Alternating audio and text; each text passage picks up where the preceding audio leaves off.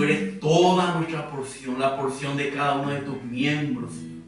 Por eso podemos estar crucificados contigo, por eso podemos experimentar tu resurrección, tu ascensión, tu entronación.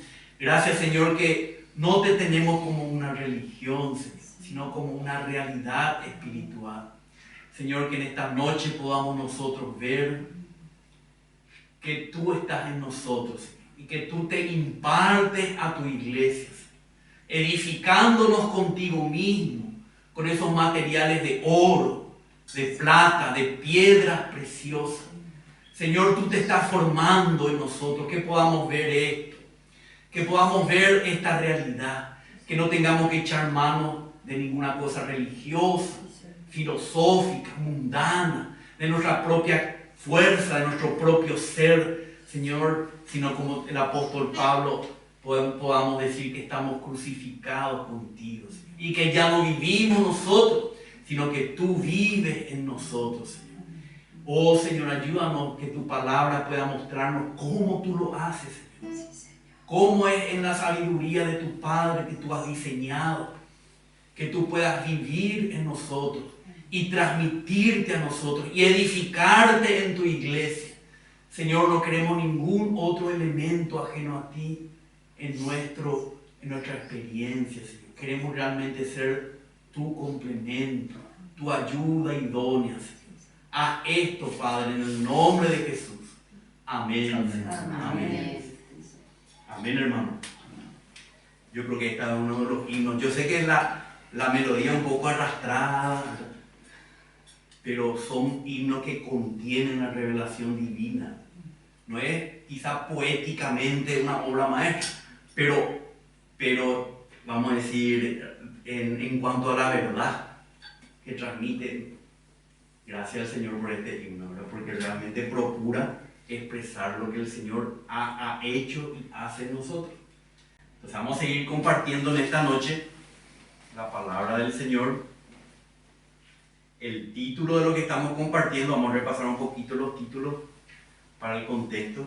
Estamos hablando de la edificación de la iglesia, que es el tabernáculo de Dios con los hombres, que la vemos consumada como la nueva Jerusalén. Y acá vemos al Padre, al Hijo y al Espíritu Santo obrando esta edificación en nosotros. Entonces vimos que el Padre es el proyectista de este plan. Él tiene un plan, una administración, una economía, un diseño que Él se propuso desde antes de la fundación del mundo. Antes de crear al hombre, Él diseñó todo este plan. ¿Y de qué tenía que ver este plan? Es lo que hablamos ya en el título general, que es un Adán y una Eva. Pero la Eva tiene que ser producida a partir del Adán. Entonces esto vimos tanto en el Antiguo Testamento y ahora estamos viendo en el Nuevo Testamento, en el cumplimiento, en la realidad de este Adán y de esta Eva. Vimos también que esta Adán y Eva van a ser el contenedor de Dios, el vaso que va a contener a Dios. La gloria de Dios va a ser irradiada por este Adán y esta Eva en unión. Entonces, por lo tanto, por un lado va a ser el tabernáculo de Dios. Por otro lado va a ser la expresión de Dios. Porque si Dios no es contenido por el hombre no le puede experimentar a Dios. Porque no es una experiencia externa, es una experiencia interna. Y si el hombre no le experimenta a Dios, o digamos positivamente, si el hombre le experimenta a Dios, llega a ser su imagen, su expresión y el fulgor de su gloria. Entonces el Padre planeó esto, pero como Adán había caído en pecado y se destruyó ese Adán y esa Eva, Dios tuvo que hacer un nuevo Adán. ¿Y cómo lo hizo? Enviando a su Hijo, como vimos, en semejanza de carne de pecado. El verbo que estaba con Dios, el verbo que era Dios, porque no es menos que Dios el verbo, El Hijo eterno de Dios, en el tiempo preciso, se hizo carne, se hizo hombre. Y ahí Dios empezó a tener al Adán que él necesitaba. Pero él se vistió de la carne del hombre, aunque él no pecó y no tenía la naturaleza pecaminosa, pero era una humanidad que él heredó de Adán hasta él, ¿verdad? Era una naturaleza humana que no era completamente compatible con la gloria de Dios. Entonces vimos que Cristo, el Hijo del Dios viviente, se hizo hombre para edificar la iglesia del Señor. Pero ¿cómo lo edifica Él? Primero preparándose a sí mismo como los materiales para este precioso edificio.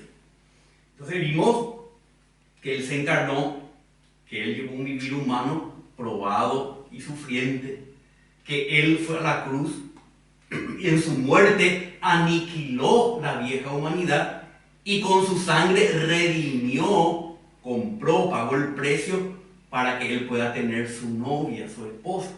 Luego Él resucitó y en su resurrección Él fue glorificado. Su vida humana llegó a ser compatible con la gloria de Dios.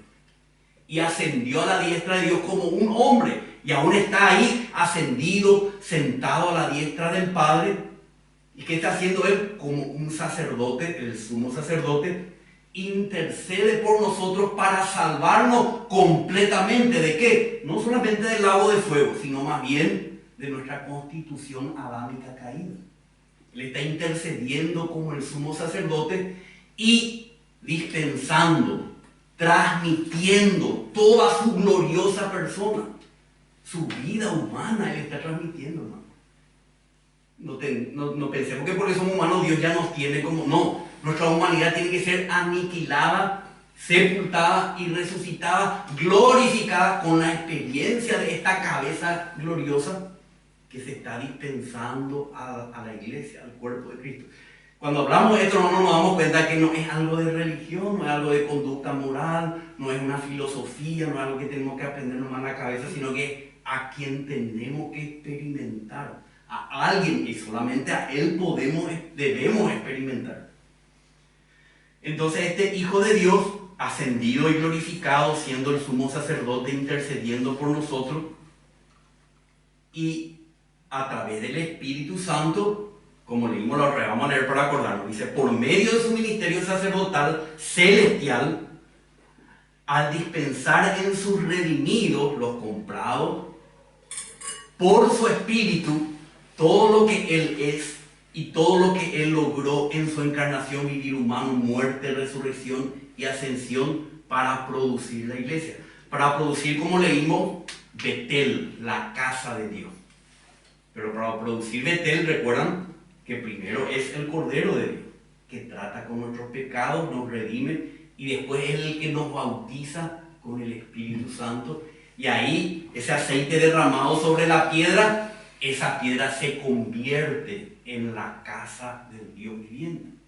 Porque Él es la escalera, recuerdan, que une lo celestial con lo humano y lo humano con lo celestial. Entonces vimos también eso.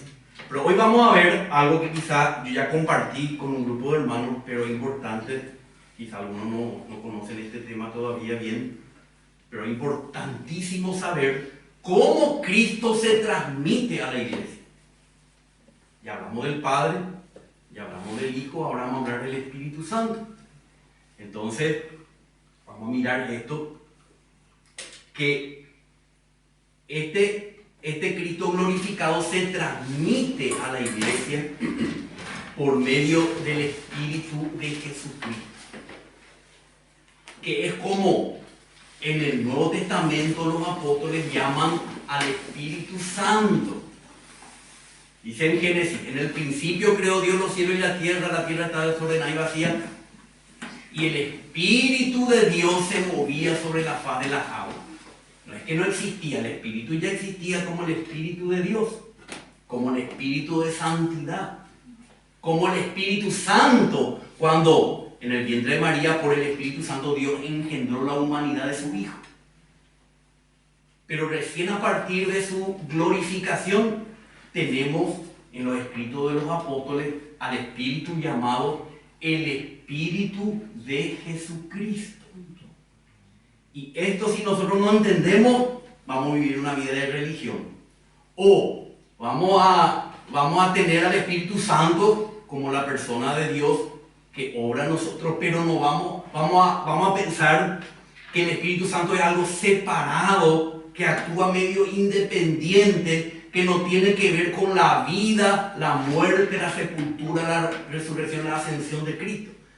Tenemos que entender que el Espíritu Santo vivió en Cristo en su humanidad, vivió en Cristo desde su engendramiento en la Virgen María, en su vida humana, en su muerte, en su resurrección, en su sepultura. Dice que descendió al Hades también, en el Espíritu, en el poder del Espíritu. Resucitó por el poder del Espíritu, ascendió por el poder del Espíritu. Ahora Él tiene este Espíritu totalmente preparado para transmitir a la iglesia de tal forma que este Espíritu transmite a Jesucristo mismo en nuestro ser, a Jesucristo mismo. Entonces, vamos a leer 1 Corintios 3, 16 y 17. Esta carta le escribió Pablo a la iglesia que estaba en Corinto. No es a la gente que vivía en Corinto. Hay que saber distinguir eso. Todas las cartas de los apóstoles son escritas a la iglesia del Señor que vive en tal o cual ciudad, como si fuera la iglesia aquí en Asunción. Entonces, le dice a la iglesia que estaba en Corinto, en el 16, ¿no sabéis que sois templo o santuario o tabernáculo o residencia? Pero es la palabra.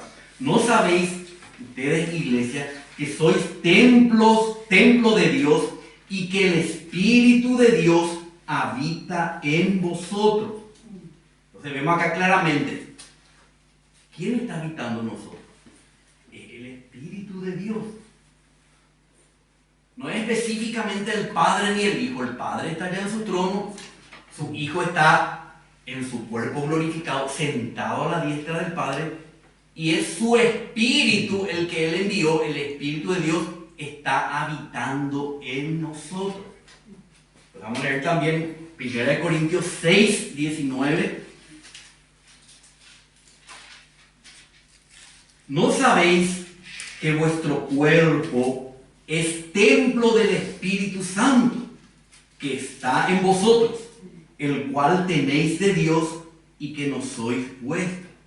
Desde el momento que hemos creído en el Señor, el Espíritu Santo está viviendo en la iglesia, en nosotros. Ahora, a partir de ahí vamos a ver qué hace el Espíritu en nosotros. No es que está nomás viviendo, no es que está de balde ahí holgazaneando sin hacer nada. No, Él está viviendo, haciendo una obra en nosotros, está edificando la novia de Cristo. Pero los apóstoles lo relacionan tan estrechamente con Cristo y su obra que le llaman, como vamos a ver ahora, más adelante, que es el Espíritu de Jesucristo. Vamos a ver un poco Efesios capítulo 2, 21 y 22. En quien, está hablando de nosotros, en quien todo el edificio, porque de eso estamos hablando, de la edificación de la iglesia, bien ajustado va creciendo para ser un templo santo en el Señor, en quien también vosotros, Efesios, sois juntamente edificados para morada de Dios en el Espíritu. Entonces es una edificación que el Espíritu está llevando a cabo para hacer de nosotros, los redimidos, la morada de Dios, el templo de Dios, la nueva Jerusalén. Entonces vamos a ir viendo. Ahora vamos a leer Juan, capítulo 7, el Evangelio de Juan, versos 37 al 39. Dice el Señor en la fiesta de los tabernáculos, antes de ir a la cruz, dice, en el último día, el gran día de la fiesta, Jesús puesto en pie, exclamó en alta voz diciendo, si alguno tiene sed, que venga a mí y beba. El que cree en mí, como ha dicho la Escritura, de lo más profundo de su ser brotarán ríos de agua viva. 39, muy importante, dice. ¿Qué son estos ríos de agua viva? Dice Juan aclarando. Pero él, Cristo, decía esto del Espíritu, que los que habían creído en él habían de recibir, porque el Espíritu, en el original dice así, dice, porque el Espíritu no había todavía, pues Jesús aún no había sido glorificado. Por supuesto que se traduce para no causar confusión, dice, el Espíritu no había sido dado todavía, o algo parecido en otra versión. Pero originalmente, porque es muy importante esto, dice, el Espíritu que nosotros recibiríamos los creyentes neotestamentarios, no está hablando de cómo lo recibieron Sansón, o Jefté, o David. No está hablando porque en aquel tiempo todavía Cristo no había redimido al hombre, Cristo no había sido glorificado. El Espíritu que recibirían los que creyeran en Él a partir de ahí era a partir de su resurrección, de su glorificación. Esa calidad de Espíritu no había todavía. No había todavía, porque Jesús aún no había sido glorificado. Tenemos que ir entendiendo esto, la importancia de la resurrección y la glorificación de Cristo. ¿Cuándo lo recibieron? Acá en Juan 20, 19, 22. Vamos a leer. Entonces, al atardecer de aquel día, el primero de la semana, estando cerradas las puertas del lugar donde los discípulos se encontraban por miedo a los judíos, Jesús vino, se puso en medio de ellos y les dijo, paz a vosotros. Y diciendo esto, les mostró las manos y el costado. Entonces los discípulos se regocijaron al ver al Señor. Entonces Jesús les dijo otra vez, paz a vosotros, como el Padre me ha enviado, así yo os envío. Después de decir esto, sopló sobre ellos y les dijo, recibid el Espíritu Santo. Recién cuando Él resucitó y se apareció a sus discípulos, mostrándole que Él fue sacrificado por ellos, la sangre, ahora viene el agua, el Espíritu que recibirían los que creyesen en Él. Pero aún no había el Espíritu, porque Jesús no había sido aún glorificado, pero acá ya fue glorificado en su resurrección. Ahí sí, los que creían en Él recibieron el Espíritu Santo. Pero ¿de dónde proviene el Espíritu Santo? Acá está Jesús, hablando con sus discípulos y dice, recibid el Espíritu Santo. No es que vino del cielo como en Hechos 12. ¿De dónde vino el Espíritu Santo? Jesús, del interior del Cristo resucitado. O sea que este Cristo le transmitió a ellos a través del Espíritu Santo todo lo que Él es y todo lo que Él logró.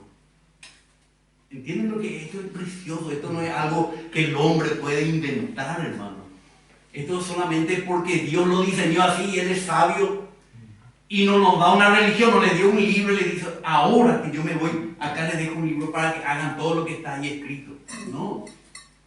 Antes de ir a los cielos, se dispensó por medio del Espíritu Santo dentro de sus discípulos. Después en Hechos 2 recibieron como exteriormente la investidura del Espíritu Santo para tener poder. Pero esto no es para tener poder, esto es para tener a Cristo como realidad en nuestro ser. Muchos cristianos no saben esta separación, pero nosotros tenemos la gracia de Dios de tener esta revelación para que entendamos que Cristo hoy vive literalmente a través del Espíritu en su iglesia y está obrando, transmitiendo todo lo que Él es y todo lo que Él logró.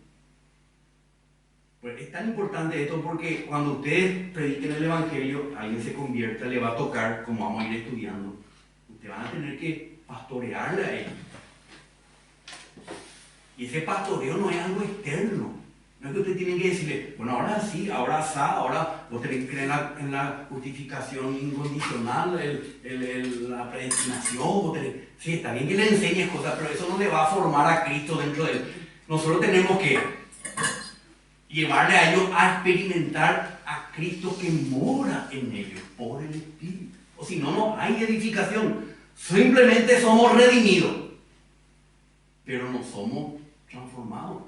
Somos piedra, pero no preciosa. Somos madera, heno y hojarasca. ¿Y qué va a pasar cuando nos vayamos así? O nuestros hijos espirituales se vayan hacia la presencia del Señor. Van a ser consumidos por el fuego. Va a quedar el fundamento. Y van a perder la recompensa. Entonces nosotros tenemos que ser meticulosos, entender cómo Dios obra en nosotros y en nuestros hermanos y en nuestros hijos espirituales. Entonces, vemos aquí esto. Vamos a leer ahora Gálatas capítulo 3, versos 13 y 14. Cristo nos redimió.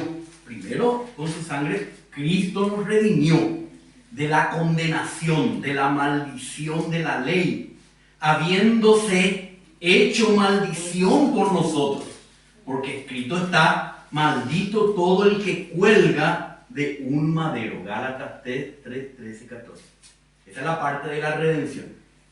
Pero la redención tiene una finalidad.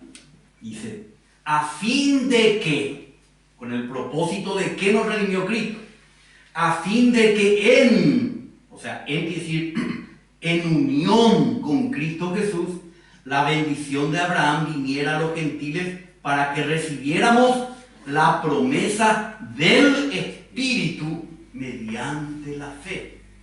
Entonces, vemos aquí en Gálatas 3, 13 y 14, que viene primero la redención y luego viene, eso habilita, la redención habilita la promesa del Espíritu. Hoy nosotros recibimos al Espíritu a través de la redención.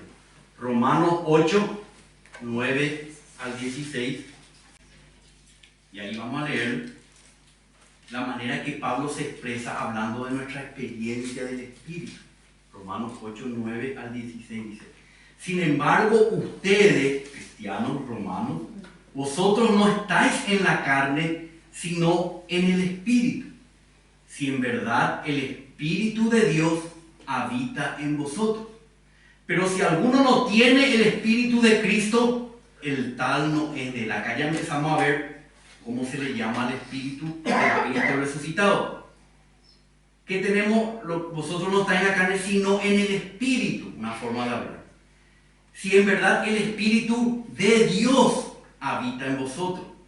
Pero si alguno no tiene el Espíritu de Cristo, ¿se dan cuenta? Ya no habla solamente del Espíritu o el Espíritu de Dios, está hablando de nosotros hoy tenemos el Espíritu de Cristo. Porque ¿de dónde salió? De Cristo. Él sopló en sus redimidos este Espíritu. Y si Cristo está en vosotros, qué linda frase. Y no es una teoría, porque tenemos el Espíritu de Cristo.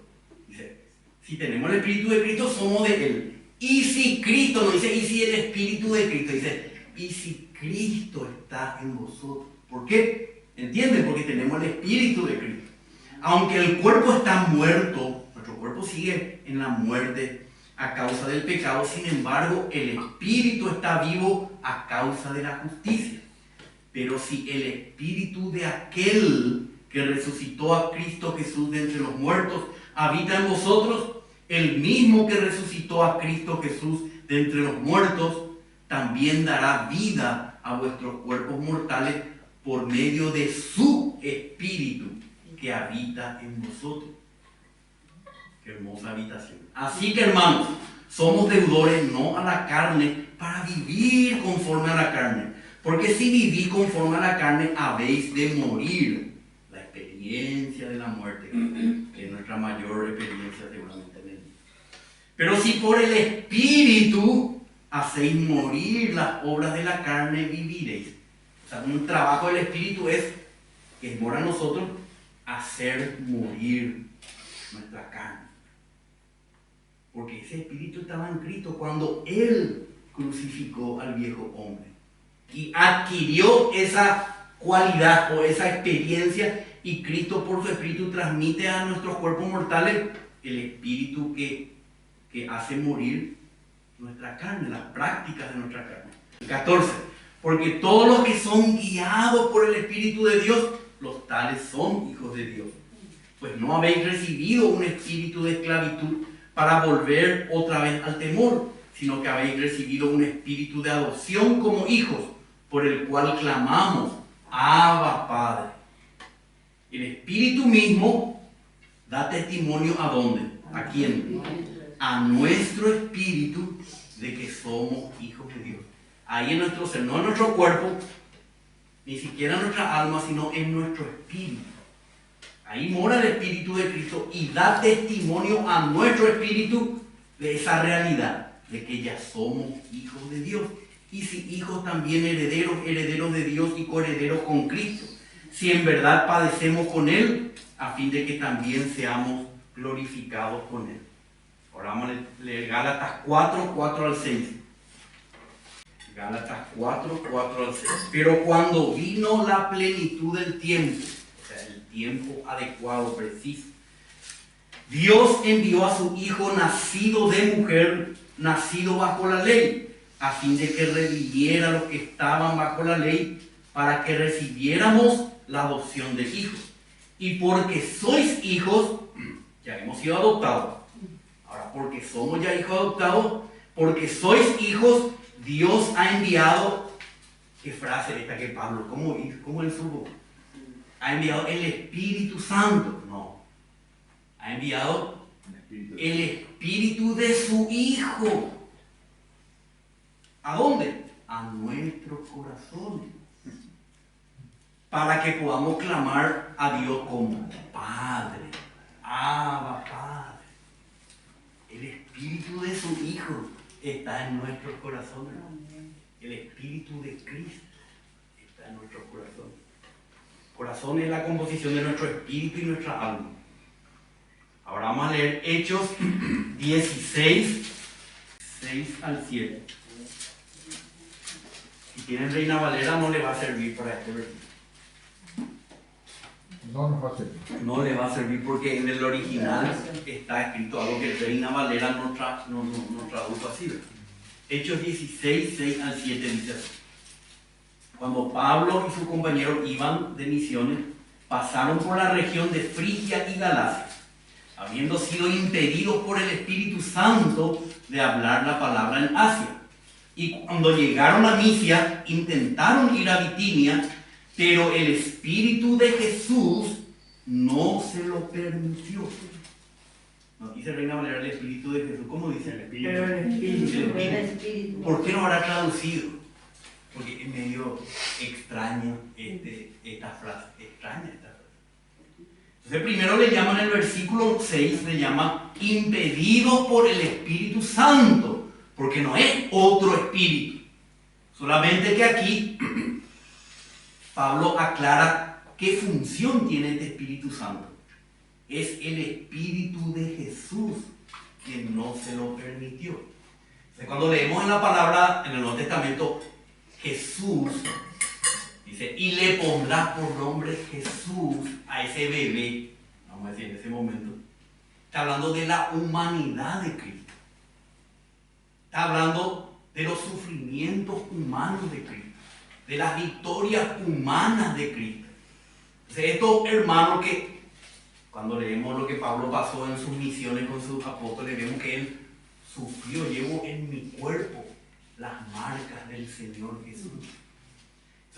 Entonces vemos aquí que el Espíritu de Jesús era la experiencia de estos misioneros en el sufrimiento que ellos llevaban adelante en las misiones. Entonces ellos necesitaban ¿qué? Necesitaban a Jesús. O sea, necesitaban la experiencia del Jesús humano y victorioso para llevar a cabo la comisión que habían recibido. Entonces, el Espíritu de Jesús es el que le guiaba a dónde ir y dónde no ir. Maravillosa frase del apóstol acá de Lucas, ¿verdad? El Espíritu de Jesús. Entonces vamos a mirar acá Filipenses 1. Filipenses 1. 19 al 21. Pablo acá está escribiendo desde la cárcel los sufrimientos que estaba pasando. Y dice Pablo 1:19. Porque sé que esto resultará en mi liberación o salvación, mediante vuestras oraciones y la suministración del Espíritu de Jesucristo. Acá vemos otra manera de llamarle Pablo al Espíritu Santo. No es solamente el Espíritu de Dios, el Espíritu Santo, el Espíritu de Jesús. Acá ya hay una combinación.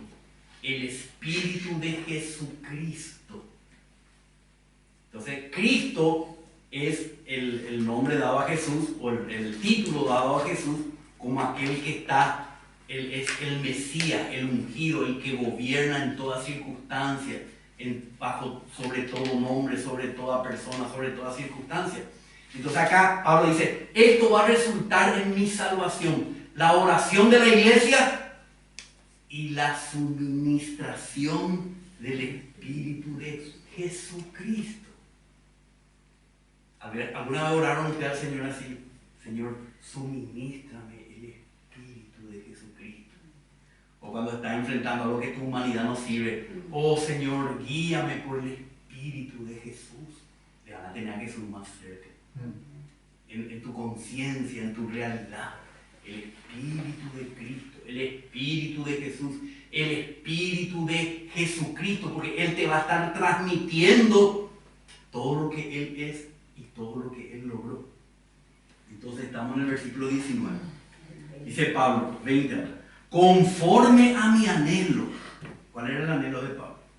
El anhelo y esperanza de que en nada seré avergonzado, nada seré vencido. Él siempre va a ser victorioso.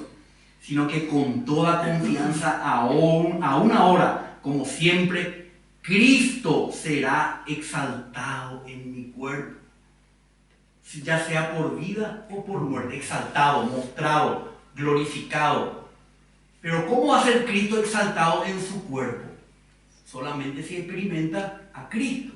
¿Y cómo experimenta a Cristo? Por la abundante suministración del Espíritu de Jesucristo. Una experiencia, es como que te enchufas a una electricidad y eso es lo que tiene esa electricidad, eso es lo que vas a experimentar y vas a irradiar. Entonces Cristo podía exaltar a Cristo aún en las peores circunstancias porque tenía la suministración del Espíritu de Jesucristo. Y lo que dice 21 es maravilloso. Pues para mí el vivir es Cristo y el morir es ganancia. El vivir es Cristo. ¿Qué quiere decir el vivir? La manera que hablo es Cristo. La manera que miro es Cristo. Mi vivir cotidiano, ¿verdad? Mis acciones, mis pensamientos, mis palabras. Mi vivir es Cristo. ¿Por qué? Porque Él tiene la abundante suministración del Espíritu Santo. Sí, pero ¿en qué manera? En la forma del Espíritu de Jesucristo. Tenemos que ver esto, hermanos. Yo desde el día que vi esto cambió totalmente mi entendimiento de la palabra y de la experiencia cristiana. Ya no tuve que esforzarme en mí mismo, tratar de ser como Cristo, copiar como Él hablaba, como Él actuaba, como Él andaba. No, yo entiendo que si no hay suministración, no hay vivir. Y aunque María Laura me diga, pero no me diga más así, no haga más esto. Tiene que ser de otra forma. Y es por la suministración del Espíritu de Jesucristo. No, pero igual no va a tener que ser bueno. No. Si no es por el Espíritu de Jesucristo, no te voy a responder. Es por el Espíritu de Jesucristo. Porque si no, no hay realidad. Podemos actuar, podemos procurar, pero vamos a hacer un Buda, un Mahoma, no sé qué vamos a hacer, pero no vamos a hacer un Gandhi. Cristo no va a ser manifestado en mí, va a ser un Gandhi, ¿verdad?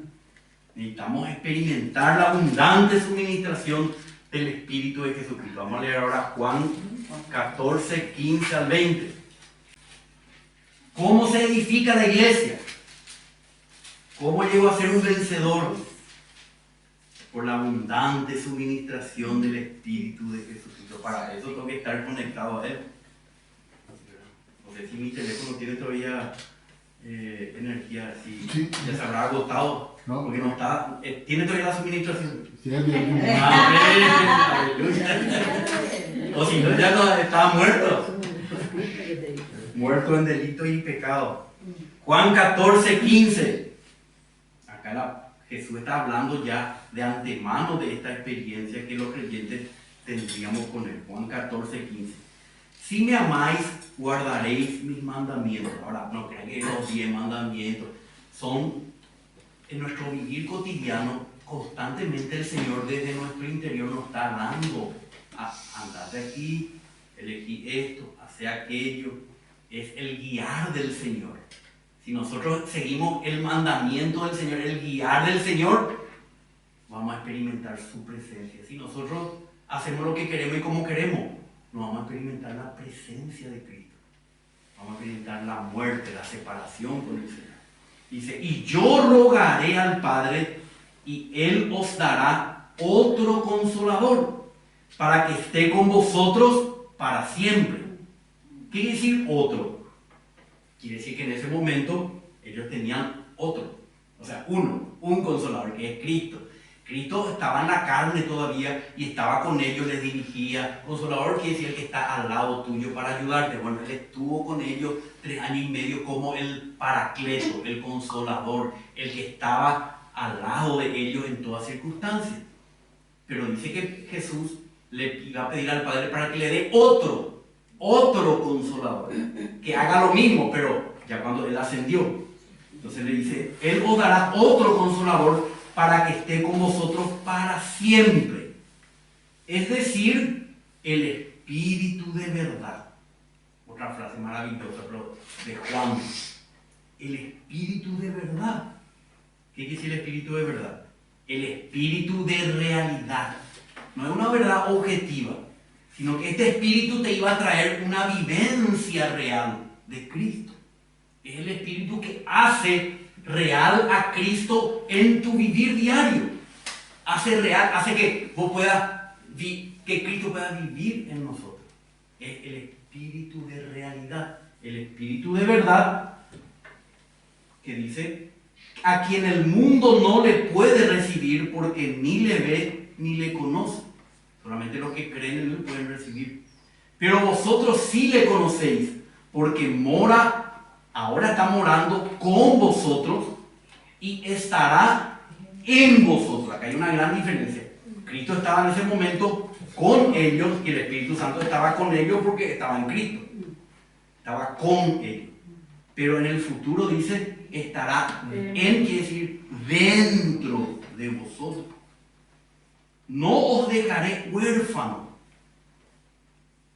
vendré a vosotros. Es decir, maravilloso. No os dejaré huérfano, vendré a vosotros. Quiere decir que ese otro consolador, que iba a estar con ellos para siempre, traería la realidad de Cristo. Es el Espíritu de realidad, de verdad. Entonces, Cristo mismo vendría a estar dentro de ellos por medio del Espíritu de realidad, a través del otro consolador. Un poco más de tiempo y el mundo no me verá más. Pero vosotros me veréis. Porque yo vivo, vosotros también viviréis, porque Él iba a vivir en ellos. En ese día, qué maravilloso el 20 dice, en ese día conoceréis que yo estoy en mi Padre y vosotros estáis en mí y yo en vosotros. Es una mutua habitación, pero no es algo físico y externo, es interior y espiritual. Dice, en ese día conoceréis que yo estoy en mi Padre y vosotros estáis en mí y yo en vosotros. O sea que Cristo iba a estar literalmente dentro de sus discípulos en ese día. ¿Qué día? El día de su resurrección. A partir de ahí, todos los días estaría con nosotros. Pero no está de balde. Está edificando la iglesia, transmitiéndose a sí mismo en nosotros, con todas sus características, con todos sus logros. De eso se trata. la edificación de la iglesia. Vamos a leer ahora Apocalipsis, capítulo 2, 1, y luego vamos a leer el versículo 7. 2:1 dice, ¿quién dice? Jesús dice, Jesús está hablando, dice, escribe al ángel de la iglesia en Éfeso, el que tiene las 7 estrellas en su mano derecha, el que anda entre los candeleros de oro, dice esto, que es del 2 al 6. Eso no vamos a tocar ahora. Pero es importante ver que empieza hablando Jesús, el que anda en medio de los 7 candeleros de oro, dice esto. Pero la exhortación final en el 7, ¿qué es? El que tiene oído, oiga lo que el Espíritu dice a las iglesias. O sea, lo que dice Cristo, lo dice a través del Espíritu. O sea, Cristo y el Espíritu están íntimamente relacionados. El Espíritu está en nosotros para transmitirnos lo que Cristo dice a las iglesias. Entonces, si nosotros no somos capaces de oír al Espíritu, no le vamos a oír a Cristo. Y si no somos capaces de oír, dice que no vamos a vencer lo que tenemos que vencer. Vencer no es una actividad externa. Vencer es tener oído para oír lo que el Espíritu transmite de lo que Cristo dijo a la iglesia. Amén, hermano. Y en todas las cartas están así. Yo tomo esa como un ejemplo. Apocalipsis 5, vamos a leer ahora. 5, 6, la visión de Cristo. Ya compartimos esto en el estudio anterior, pero acá vamos a ver un punto importante. Apocalipsis 5, 6. Miré y vi, dice Juan, entre el trono con los 4 seres vivientes y los ancianos, ¿a quién vio? A un cordero de pie, como inmolado, que tenía 7 cuernos y 7 ojos. Este cordero tenía 7 cuernos. Este cordero es Cristo, que había sido inmolado, pero ahora ya estaba de pie, resucitado. Y les vio Juan resucitado, ascendido a la diestra del Padre, un cordero con 7 cuernos y 7 ojos. ¿Qué son estos ojos? Dice, que son los 7 espíritus de Dios enviados por toda la tierra. Entonces los ojos del cordero son los 7 espíritus de Dios enviados por toda la tierra para hacer la obra que Dios planeó, la edificación del cuerpo de Cristo. Y estos 7 ojos, como llamas de fuego, van quemando toda la escoria que hay en la iglesia hasta hacerla sin mancha, sin arrugas, sin cosas semejantes. Pero se dan cuenta, los ojos de Cristo son el Espíritu. Y acá habla de los 7 espíritus, porque es la plenitud del Espíritu está obrando a través de Cristo para la edificación de su iglesia. Entonces, Cristo y el Espíritu son uno en función. En función son uno, en realidad son uno. En la obra que están llevando a cabo.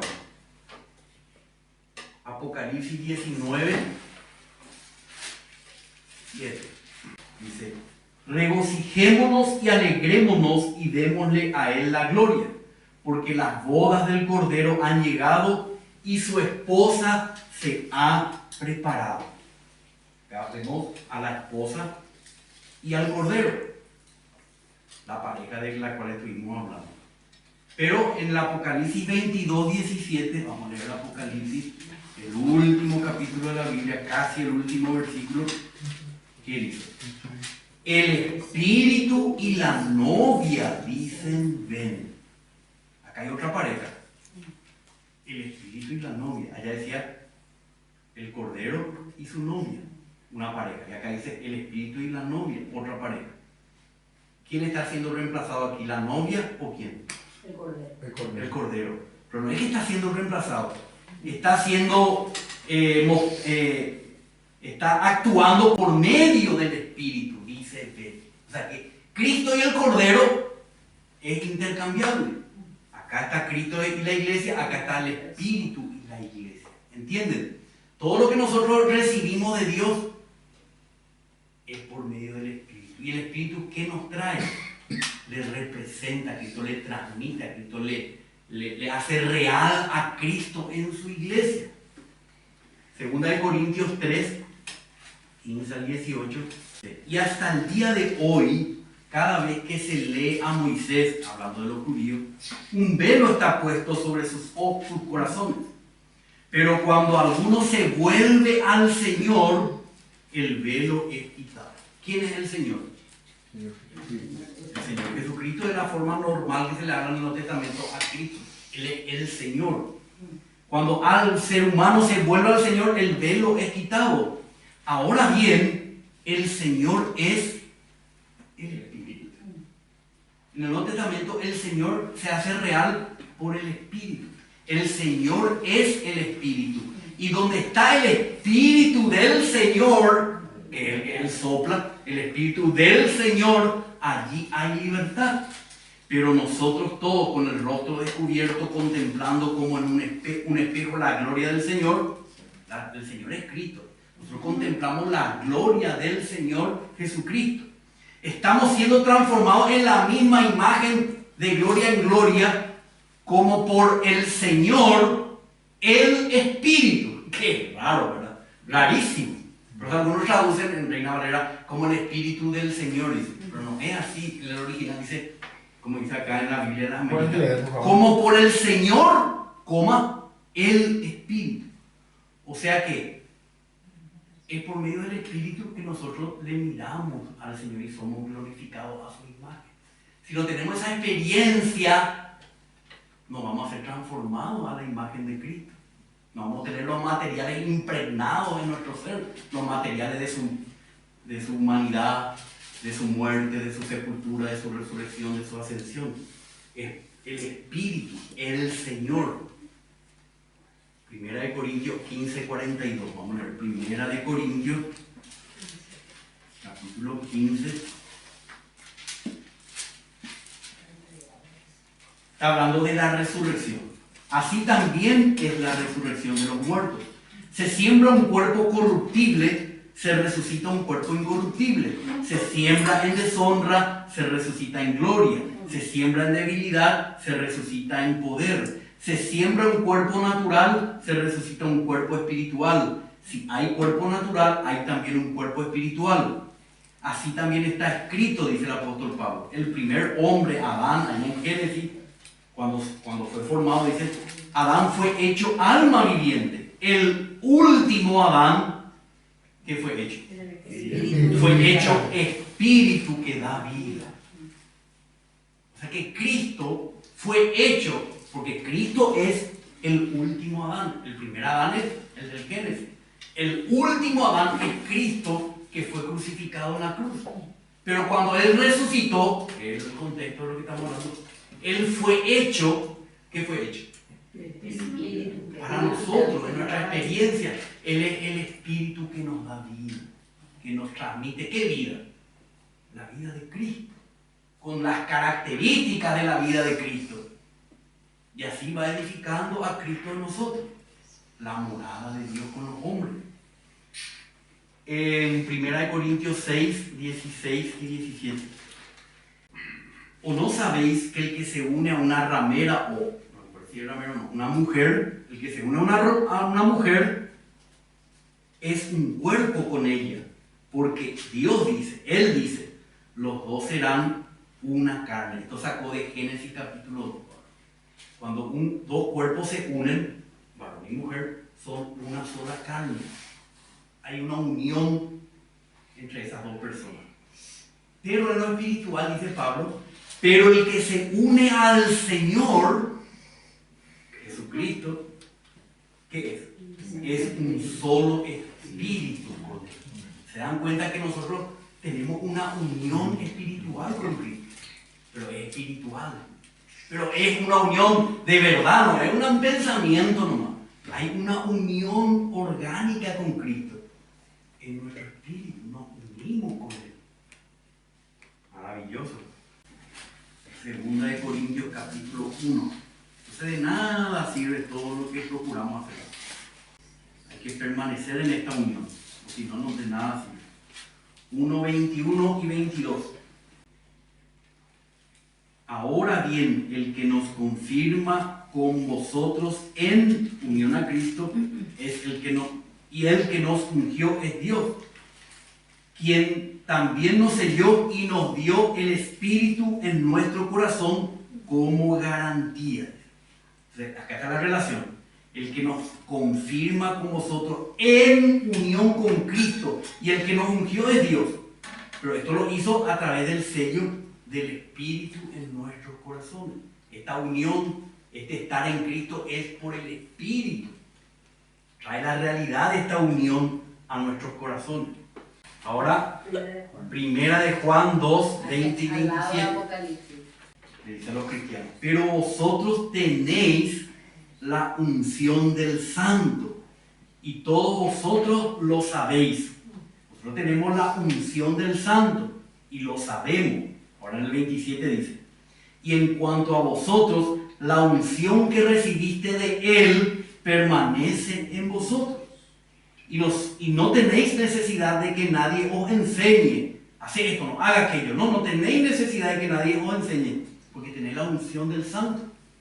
Pero así como su unción os enseña acerca de todas las cosas, como dice un hermano, hasta el color de la corbata que tienes que comprarte, y es verdadera y no mentira, y así como os ha enseñado, permaneced en Él. Él es Cristo. ¿Cómo permanecemos en Él? En unión con Él. Porque permanecer en Él, es decir, en unión con Él. ¿Cómo? Es por la unción del Espíritu. El Espíritu nos une a Cristo y así permanecemos en Él. Y no necesitamos que nadie nos diga códigos de conducta o de moral o de qué vamos a hacer. Es el Espíritu mismo nos enseña, ¿verdad? En qué vamos a nuestro tiempo, en qué color de esto vamos a comprar, todo, ¿verdad? Y el Señor nos enseña por esta unción que permanece en nosotros. Y ahora tenemos un ejemplo del Antiguo Testamento, Éxodo 30. Bueno, el contexto es que ellos edificaron un tabernáculo para Dios. Justamente el contexto de lo que estamos hablando. Porque Dios quería venir a morar en medio de su pueblo, pero necesitaba un tabernáculo adecuado para sus requisitos. Entonces, ese tabernáculo, una vez edificado, elaborado, necesitaba algo que haga que ese tabernáculo pueda realmente ser la morada de Dios. Entonces Dios le habló a Moisés diciendo, dice en el 22, toma de las especias más finas, de mirra fluida 500 ciclos, de canela aromática la mitad, 250, y de caña aromática 250, de casia 500 ciclos conforme al ciclo del santuario, y un hin de aceite de oliva. Entonces vemos acá, como dice acá en la pantalla, el aceite, un hin de aceite, no era suficiente para este preparado. Se le llama el compuesto de la santa unción. No es un aceite, no. Es un compuesto, tiene varios elementos. Y si no tenía esos elementos, a Dios no le servía para ungir su tabernáculo y venir a morar entre los hombres. Entonces, el aceite representa al Espíritu Divino que existió desde siempre. Pero la mirra, hay que agregarle, la mirra representa la muerte de Cristo. Porque con mirra era que se le embalsamaba a los muertos. Entonces, este aceite, este Espíritu, ahora contiene la muerte de Cristo. Luego, la canela aromática representa la eficacia de la muerte de Cristo. Esta canela representa el efecto de la muerte. Cuando vos tomás esta canela, tenés un efecto. ¿Cuál es el efecto? De la muerte. Aniquila nuestro viejo hombre, nuestro hombre natural, nuestros pensamientos naturales, mundanos. Cuando nosotros experimentamos este aceite compuesto, el tabernáculo de Dios de Él se elimina las cosas que tienen que ser eliminadas. Así, pero Cristo preparó este compuesto santo en su vivir, en su muerte, en su sepultura y en su resurrección. Y cuando ascendió, sopló este compuesto en el tabernáculo de Dios, que es la iglesia. Entonces vemos acá, el cálamo aromático representa la resurrección de Cristo. Que el cálamo es el pirí que sale del pantano, ese que con el que se hacen los papiros. Un palo que sale del pantano representa la resurrección de Cristo entre los muertos. Y la acacia era un veneno para la serpiente, para los insectos venenosos. La acacia es el poder de la resurrección de Cristo, que cuando nosotros experimentamos hace huir todo demonio, toda influencia del mal, todo, vence todas estas cosas. Entonces este compuesto santo era un preparado para ungir el tabernáculo. Vamos a mirar acá, en el 25. Y harás de ello, de toda esta especie, el aceite de la santa unción. Mezcla de perfume, obra de perfumador, será aceite de santa unción. Y con él, ¿qué harás? No es para tu casa, para tu perro, para tu gato. No, dice, y con él ungirás el tabernáculo de reunión y el arca del testimonio, la mesa, todos sus utensilios, el candelabro, sus utensilios, el altar del incienso, el altar de holocausto, y todos sus utensilios, la pila y su basa, y los consagrarás y serán santísimos. Ahí el tabernáculo llega a ser santísimo para Dios, cuando experimenta el aceite, la mirra, el cálamo y la acacia. Recién ahí nosotros vamos a estar preparados para hacer la morada de Dios en el Espíritu, porque ahí Cristo se habrá aplicado a nosotros en su muerte, en su resurrección y en todo lo que Él es y todo lo que Él experimentó. Entonces todo esto tenía que ser ungido. Y luego que dice, y ungirás a Aarón también a los sacerdotes, y a sus hijos los consagrarás para que me sirvan como sacerdotes. Y hablarás a los hijos de Israel diciendo, este será aceite de santa unción para mí por todas vuestras generaciones. No se derramará sobre nadie, ni haréis otro igual en las mismas proporciones. Santo es, y santo será para vosotros. Cualquiera que haga otro semejante, o cualquiera que ponga de él un laico, alguien que no tiene que ver con la obra de Dios, será cortado de entre el pueblo. Bueno, ahí ella empieza a hablar de otras cosas también. Pero este es el aceite de la santa unción. Esto representa al Espíritu de Dios con los ingredientes de la experiencia de Cristo, para ungir el tabernáculo de Dios y hacerlo apto para la morada de Dios en el Espíritu. Es maravilloso, ¿no? Entonces, Juan 16, vamos a leer ahora Juan 16, creo que ya estamos terminando. Juan 16, 13. Sí, hablando del Espíritu, el Señor habla acá del Espíritu, cuál es la obra del Espíritu, 16, 13 y 14. Dice Jesús a su discípulo, pero cuando Él, el Espíritu de verdad, el que va a ser real en nosotros, la acacia, el cálamo, la mirra, pero cuando Él, el Espíritu de verdad, venga, os guiará a toda verdad. No es verdad teológica nomás, a toda realidad. Van a vivir realmente la vida de Cristo, porque no hablará de su propia cuenta. No es que va a ser algo independiente, ¿no? Él no hablará de su propia cuenta, sino que hará todo lo que oiga y os hará saber todo lo que habrá de venir. Y dice acá el 14, a Cristo dice, Él me glorificará. Glorificar quiere decir transmitir la gloria. La gloria que hay en Cristo va a ser transmitida a ustedes por el Espíritu de realidad. Él me glorificará. ¿Por qué? Porque tomará de lo mío. No hablo fuera de lo que yo soy y lo que yo hice. Él tomará de mi sangre, tomará del agua, tomará de todas esas experiencias que yo tengo. Él tomará de lo mío y os lo hará saber a ustedes. O sea, experimentar. Porque todo lo que el Padre tiene el Padre es mío. Por eso dije que Él toma de lo mío y os lo hará saber. Conocer. La palabra conocer es experimentar. Él le hará experimentar lo que tome de mí. Ese es el Espíritu de verdad. O sea, el Espíritu de realidad. Y vamos a leer para terminar Juan 4, 19 al 24. Esta es la palabra que le habló a la samaritana. Ella quería saber cómo tener la realidad de Dios. ¿Dónde tenía que encontrarse con Dios? ¿Dónde tenía que adorar a Dios? ¿Cómo? La mujer le dijo: Señor, me parece que tú eres un profeta. Nuestros padres adoraron en este monte, acá en Gerizim, en Samaria.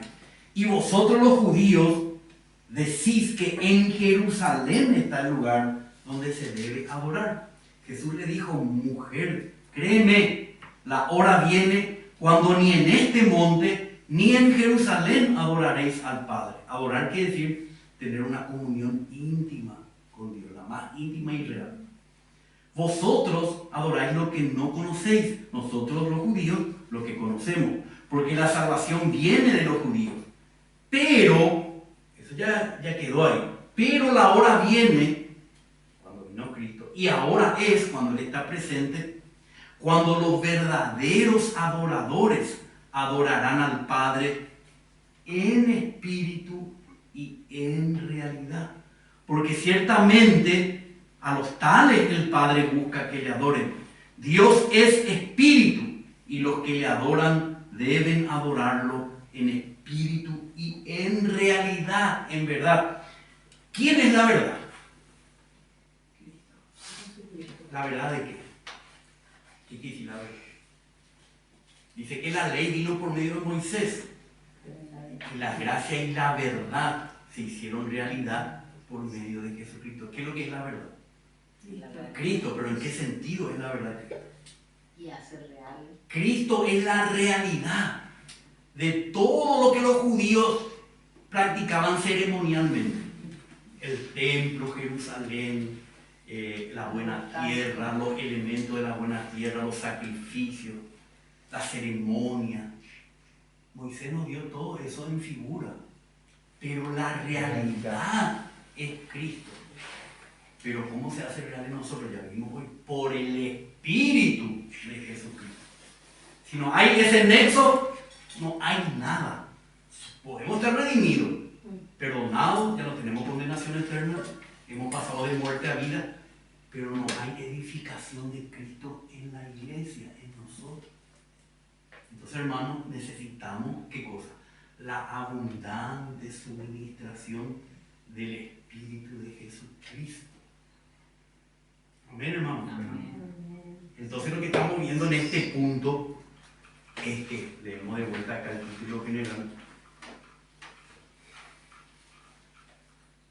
¿Cómo se edifica la iglesia? Por medio del ministerio sacerdotal celestial de Cristo. ¿Cómo? Al dispensar en sus redimidos por su Espíritu, que es el Espíritu de Jesús, el Espíritu de Jesucristo, el Espíritu de Cristo, todo lo que Él es y todo lo que Él logró en su encarnación, vivir humano, muerte, resurrección y ascensión para producir a Eva, la iglesia. Él ya está todo preparado, pero Él se está dispensando por su Espíritu en nosotros para producir la iglesia. Ahora, la iglesia es algo todavía externo, vamos a decir, para producir su cuerpo. Eso sí es más profundo.